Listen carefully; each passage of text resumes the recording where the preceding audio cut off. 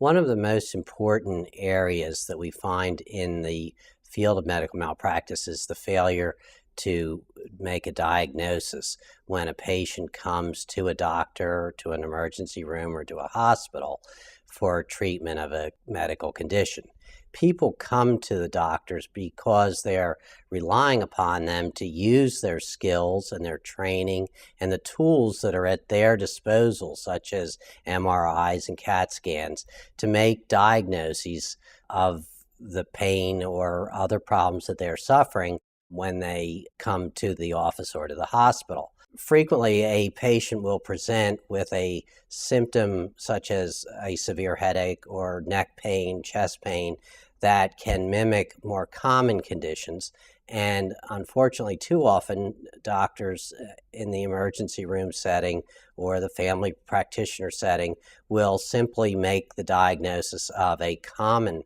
condition rather than ruling out a more serious condition such as a hemorrhagic stroke, which means a bleed in the brain, or a spinal abscess, or a heart attack. In another context, you have the failure to diagnose cancer. And in those situations, it's usually a matter of a failure to order something like a mammogram, or a failure to get a biopsy, or a failure to read it correctly.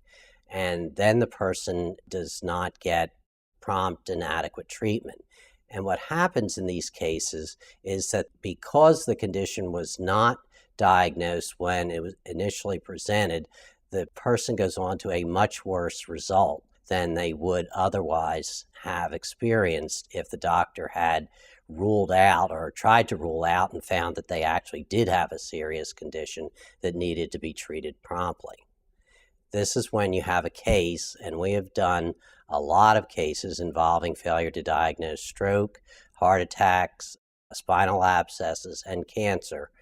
And we can evaluate these cases with our own staff and with our experts and bring these cases when they are meritorious and when people have suffered serious damage as a result of a failure to make a diagnosis.